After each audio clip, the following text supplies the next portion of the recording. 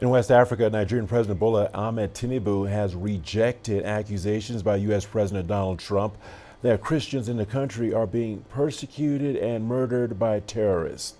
Tinubu says his country is committed to safeguarding religious freedom and has been working to ensure the safety of people of all faiths. Nigeria's foreign ministry also released a statement reiterating the country's resolve to combat violent extremism and expressed hopes that Washington would continue to be a close ally. Trump had said in a post on his Truth social media warned that the U.S. military would strike targets in Nigeria if the government does not address the concerns he raised. He has instructed the Defense Department to prepare for potential rapid military action against Nigeria if the government fails to address the killing of Christians. He has also warned that the U.S. would immediately suspend all aid and assistance to Nigeria. Well, let's bring in our correspondent, Deji Badamosi, who is in Lagos for us. Deji, welcome to the program. Thank you for taking time out to speak to us. Deji, statements flying back and forth after the Trump threat. How have Nigerians reacted to all these statements and developments, Deji? Well, Richard, the reaction, of course, has been overwhelming. Nigerians reacting from across the country. The majority of them, of course, not in support of what the President of the United States has said and the action that the United States government has decided to, threaten to take now. Many Nigerians here would tell you that it's not true that Christians have been persecuted in the country. Of course, there are challenges. There are insecurity challenges in the country. The president said that much in his reply to the U.S. president. And of course, the statement issued by the Ministry of Foreign Affairs also contained that as well, that look, there are security challenges, but there's just no way in this country that anybody of any religious inclination now is being targeted. Of course, we've had attacks in places where, the majority of residents there are Christians, especially in the north central of the country.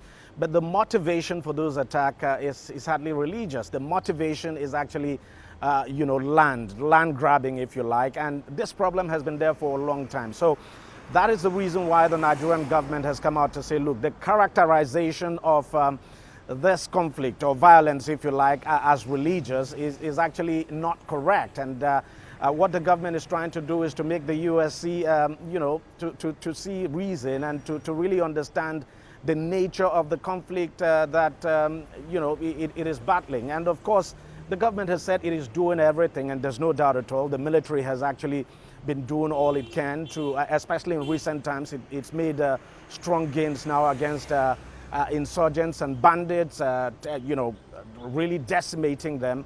But overall, Nigerians are not in support of any kind of invasion now as threatened by the U.S. government. And of course, the government is taking this very seriously, especially when it comes to the issue of that threat to seize all aid and assistance to the country. Because should that happen, that will no doubt have enormous impact, especially in Nigeria's fight now against insurgency and banditry. Because, Nigeria has been getting enormous support, security support now from the United States. And at this time, it just would need that support to ensure that it sustains its fight now against insurgency and banditry. So should the U.S. now decide to go ahead or make good that threat now and seize all this aid and assistance, it no doubt would affect the country in a very, very bad way. Richard? Well, Deji, let's continue to unpack that subject matter of support and aid. Now, let me start by asking you again, how seriously is Nigeria and Nigerians taking these threats by Trump, especially on the cutting of U.S. foreign aid and possible military action? Is there cause for concern here?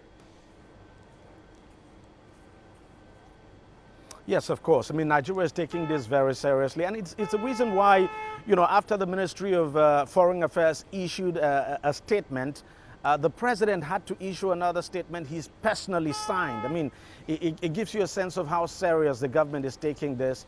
And Nigerians are also taking this very seriously. I mean, looking at the the antecedents of President Donald Trump. The Nigerian government is taking this very seriously. As I said, security aid has been, from the United States now, has been quite pivotal for Nigeria.